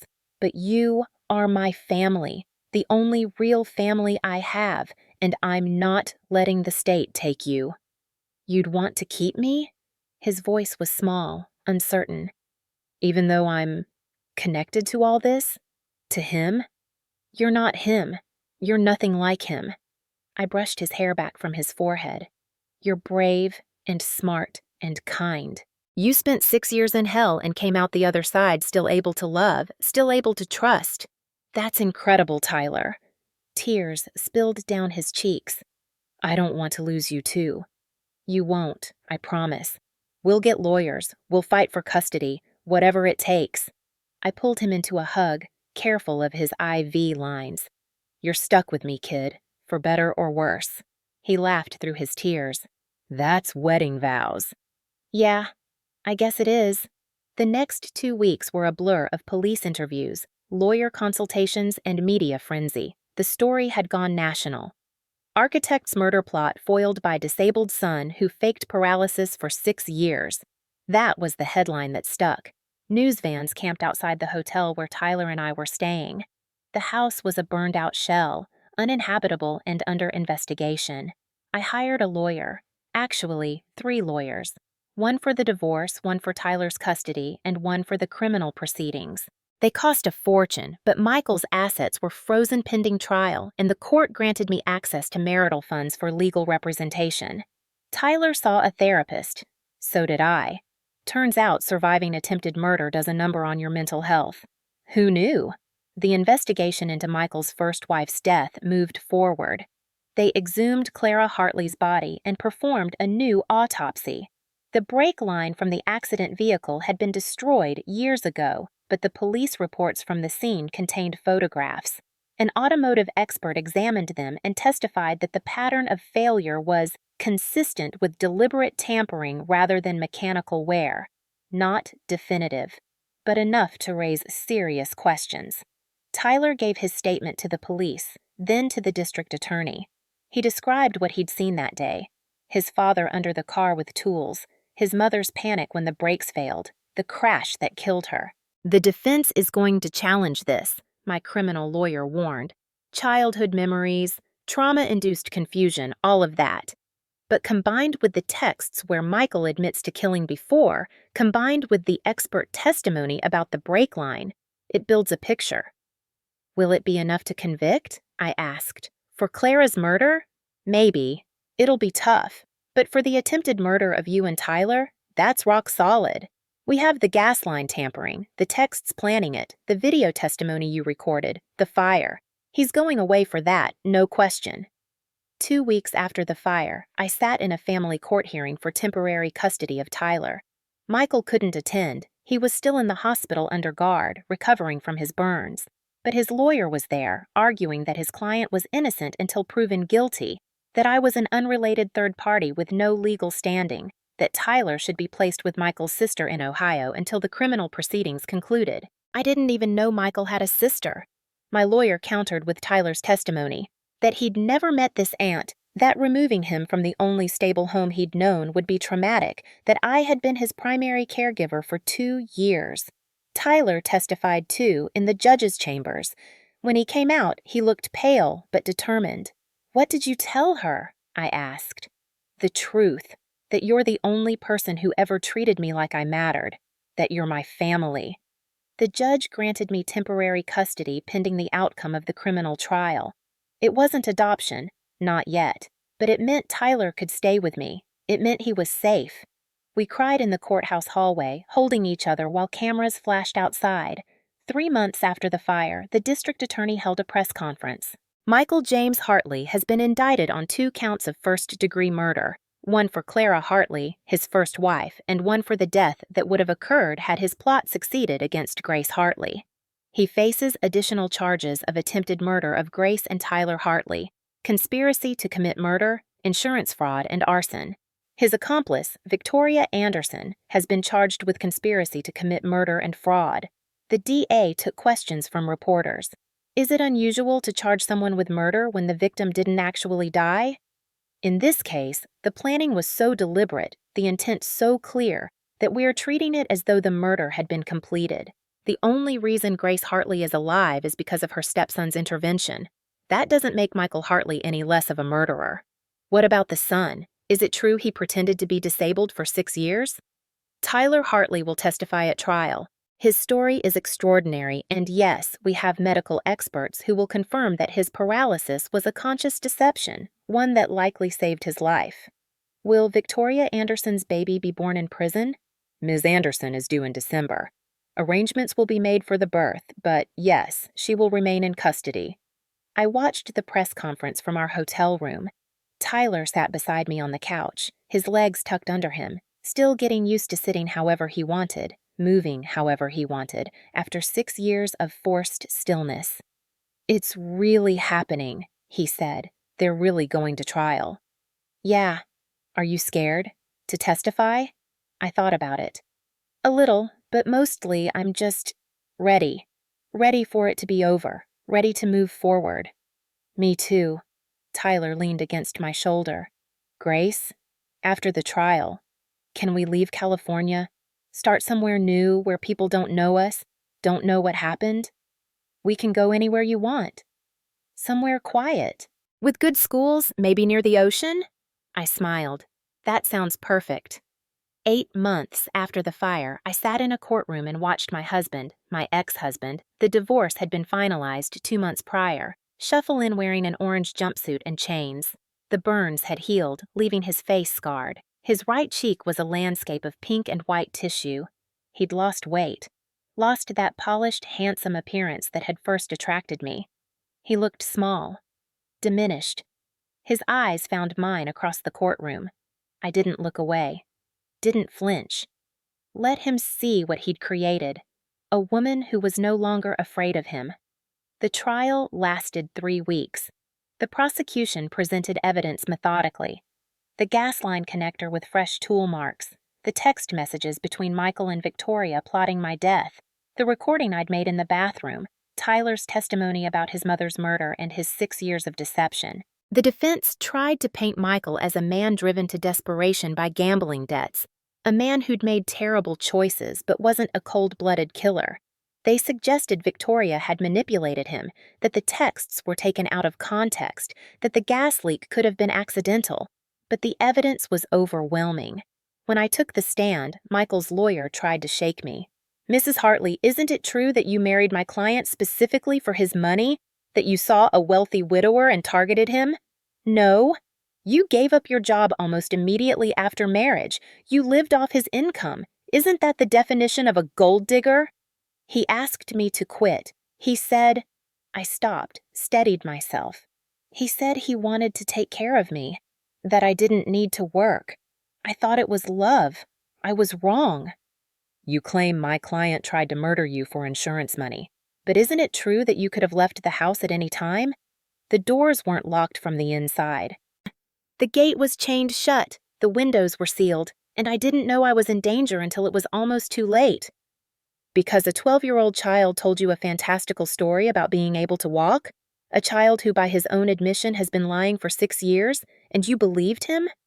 I believed the evidence, the loosened gas line, the texts on Michael's phone, the fact that he came back early from his business trip and tried to kill us both when the gas didn't work. The lawyer switched tactics. "You were found with a gun. You fired it at my client. In self-defense, he was trying to kill us. Or he was trying to rescue you from a fire and you attacked him." I looked directly at the jury. If he was trying to rescue us, why did he set the fire in the first place? Why was he holding a knife? Why did he say, and I quote, "You were supposed to die"? The lawyer had no answer for that. Tyler's testimony was harder to watch. He sat in the witness box looking impossibly young in his button-down shirt and khakis. The defense attorney was aggressive, trying to discredit him. "Tyler, you claim you saw your father tamper with your mother's car 6 years ago, but you were only 6 years old. How can you be sure of what you saw?" "I know what I saw." Tyler's voice was steady. "He had the toolbox open. He was under the car. When we got in the car an hour later, the brakes didn't work." "But you didn't tell anyone. Not the police, not your doctors, not anyone. Why should we believe you now?" "Because I was 6 and scared, and I knew if I told anyone, I'd be next. Or because you were traumatized and confused, and your mind has created false memories to explain a tragic accident." My mind didn't create those text messages where my father confessed to killing before. My mind didn't loosen that gas line. My mind didn't set our house on fire. Tyler looked directly at Michael. He did all of that. And you know it. The jury deliberated for 6 hours. When they returned, the forewoman stood and read the verdict. In the case of the state of California versus Michael James Hartley, on the count of first-degree murder of Clara Hartley, we find the defendant guilty. Michael's face went white. On the count of attempted murder of Grace Thompson Hartley, we find the defendant guilty. On the count of attempted murder of Tyler Hartley, we find the defendant guilty. Guilty. Guilty. Guilty. 8 counts total. All guilty. The judge set sentencing for 2 weeks later. When that day came, I was in the courtroom again. Michael James Hartley, the judge intoned, you have been found guilty of murder, attempted murder, conspiracy, fraud, and arson.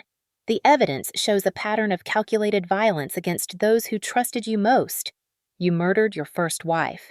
You attempted to murder your second wife and your own son. You showed no remorse, no mercy. The judge paused, looking down at Michael with something like disgust. This court sentences you to life in prison without the possibility of parole for the murder of Clara Hartley. An additional 50 years for the attempted murders and related charges to run consecutively. You will spend the rest of your natural life in prison, Mr. Hartley. That is the judgment of this court. The gavel came down. It was over. Victoria's trial was quicker. With the evidence against Michael, her lawyer advised her to take a plea deal. She pleaded guilty to conspiracy and fraud in exchange for a reduced sentence. 25 years, eligible for parole in 15. Her baby, a girl, was born in the prison medical ward. The child was placed with Victoria's sister. Victoria would be 47 when she was eligible for parole. Her daughter would be 15. A stranger. I felt no sympathy. 1 year after the fire, Tyler and I stood on a beach in Oregon, watching the sunset paint the sky in shades of orange and pink. Our new house was small, a 2-bedroom cottage 3 blocks from the ocean. Nothing like the mansion in California, but it was ours. Really ours. Tyler had enrolled in public school for the first time in his life. He was thriving, honor roll, on the track team, making friends. His therapist said the socialization was helping him process the trauma. I'd gotten a job at a local elementary school as a teacher's aide. The pay wasn't great, but it was honest work. Work I'd earned. No one here knew our story. We were just Grace and Tyler Thompson, a mother and son starting over. Because the adoption had been finalized 2 months ago. Tyler Michael Thompson. He'd wanted to keep his first name but change his middle and last. Michael became just a bad memory. Hartley was erased entirely. He was mine now. Legally, officially, completely. The golden retriever puppy we'd adopted, Bonnie, was chasing waves, her tail wagging furiously. Tyler ran after her, laughing when she shook water all over his jeans. I watched them play and felt something I hadn't felt in a long time. Peace. My phone buzzed. A news alert. Former architect Michael Hartley found dead in prison cell. Apparent suicide. I stared at the headline for a long moment. Michael was dead. I waited for some emotion, grief, relief, satisfaction, something. But there was nothing. Just emptiness. He'd been dead to me long before today. I deleted the notification and looked back at Tyler. He was building a sandcastle with Bonnie's help, which mostly involved the puppy destroying his work. "Tyler!" I called. "Come here for a second." He jogged over, Bonnie bounding beside him. "What's up?" I showed him the news alert. Tyler read it, his expression unreadable. Then he handed back my phone and looked out at the ocean. "Do you feel anything?" I asked gently. He thought about it. No. He stopped being my father a long time ago. He was just a threat. And now, he's not even that. "Are you sure you're okay?" Tyler smiled. A real smile. The kind I saw more and more these days. "Yeah, I am. I have you. I have Bonnie. I have friends at school and a therapist who doesn't think I'm crazy and a bedroom that doesn't have a wheelchair in it." He shrugged. "He doesn't get to take any of that away. Not anymore." I pulled him into a hug. He hugged back. no longer stiff or uncertain, just a 13-year-old kid hugging his mom. "Love you, Mom," he said. My heart swelled. He didn't call me that often, usually just Grace, but every time he did, it felt like a gift. "Love you too, sweetheart." We stood there as the sun sank lower, Bonnie sitting at our feet, the waves rolling in with eternal rhythm. The past was behind us, the future stretched ahead, uncertain but bright. And for the first time in my life, I was exactly where I was supposed to be. 6 months later, the letter arrived on a Tuesday. It was addressed to Grace Thompson in careful handwriting. The return address was a women's correctional facility in California. Victoria. I held the envelope for a long time, debating whether to open it. Tyler came into the kitchen, grabbed an apple from the bowl. "What's that?" "Letter from Victoria." He froze mid-bite. "Are you going to read it?" "I don't know. Do you want me to?" Tyler thought about it, then shook his head. "She doesn't get to ask for forgiveness. She doesn't get closure. She made her choices." He was right. I walked to the trash can and dropped the letter in, unopened. Tyler nodded in approval. "Mom, can Jake come over for dinner tonight? We have a history project due tomorrow." "Sure, I'll make pasta." "You're the best." He kissed my cheek and headed back upstairs to his room. I stood in the kitchen of our little house, listening to Tyler's footsteps overhead, Bonnie snoring in her bed by the window, the distant sound of ocean waves. This was my life now. PTA meetings and carpools and homework help. Grocery shopping and dog walks and movie nights. It was ordinary. It was beautiful. It was everything I'd never known I needed. I opened the back door and stepped into our small garden. Spring flowers were blooming. I'd planted them myself, learning as I went. Tyler wanted to try growing vegetables next. The evening air was cool and clean. Somewhere down the street, children were laughing. I thought about the woman I'd been a year and a half ago. Isolated, manipulated, almost murdered. I thought about how close I'd come to dying without ever really living. And I thought about the boy upstairs, the incredible, brave, brilliant boy who'd saved both our lives, who'd pretended to be broken for 6 years just to survive, who'd had the courage to stand when it mattered most. We'd survived hell together, and we'd built something better on the other side. I smiled, breathing in the salt air, and went back inside to start dinner. The past was done, the future was ours, and we were finally, truly free.